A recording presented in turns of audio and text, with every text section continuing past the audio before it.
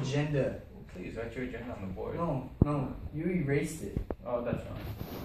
What? Oh, I'm joking. Oh my gosh. No. You messed me up. Vertical. And then horizontal.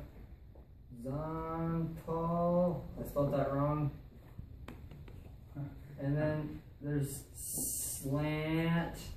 And then they're all asymptotes. Don't get that mixed up with isotopes. Yeah, no, that's just something completely different. That's not even math. Yeah. Alright, so you just use the entire board. We're just gonna whoosh. Okay, I'll do that. It looks like fun. Okay. Oh, nice. Alright, so I guess we'll learn about vertical asymptotes first. Okay, so a vertical asymptote is where you have an asymptote that is on the x-axis. So an example of that would be like 1 over x plus 1. So you solve out this equation and it gives you your vertical asymptote. So it would be like x equals 1. So your asymptote would be on the x-intercept 1. Now to pause there, he's using some big fancy words here. Asymptote means it's just an imaginary line, pretty much. Yeah. So it's all imaginary. The function that you graph will never It's touch. like I. Exactly, It's all imaginary. It's all imaginary. So much fun. So yeah, and also when you're solving this here, when you have this fraction, don't worry about the top. Top is irrelevant for this. All right.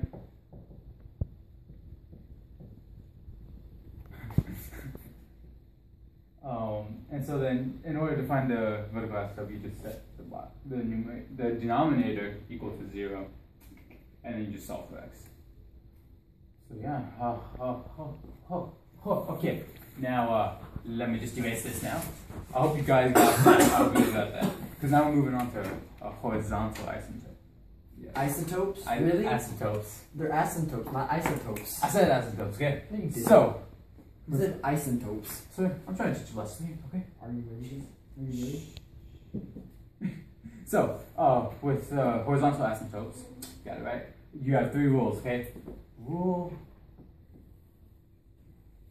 #1. It's a number sign, Sebastian. Get it right. Number sign, yes. Rule number 1 is if you have, let's say, x over x plus 1. You look at, with horizontal asymptotes, you look at the exponents of your numerator and your denominator. You look at the highest one. So you see here, we have just x here. This just means that you have x to the first power. So since these two are both the same power, you just do the ratio of the coefficient. And so the coefficient is 1, so it's just 1 over 1, which is just 1. And so that would be your, I will write this non-slant. That will be your horizontal asymptote. And pretty much when you graph a horizontal asymptote, it's on the y-axis. So like right there, it would go like this. Because horizontal, you know, like the line. So then rule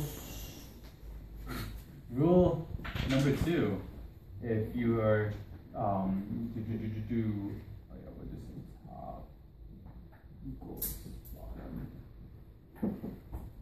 If your top is less than the bottom, then your HA is going to be 0, always. So like, say we have one here actually. The one that we just did, see? We have 1 here, but there's no x. So, and the only time you're going to have a exponent is if you have an x here on the numerator. So since there's no x here, this exponent is just 0, and this is 1. So you see how the top is less than the bottom, which means that you'll have 0 for that. And then that would just be graphed on the, like right there, like on the line, on the x-axis. Rule number 3. Don't worry, that's the last rule, okay? That's the last rule. If your top is greater than your bottom, you have no HA. Simple as that. No HA, which also means you're gonna have a slant asymptote. Oh, Not slant.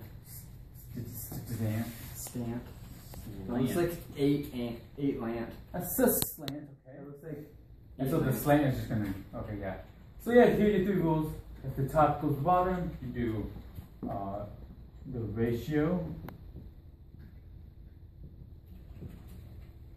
If the top is less than the bottom, it's gonna be 0. And if the top is more than the bottom, you're gonna have no horizontal asymptote, or you'll have a slant asymptote. So yeah, that's horizontal. Okay. Okay. My work of art. Work of art.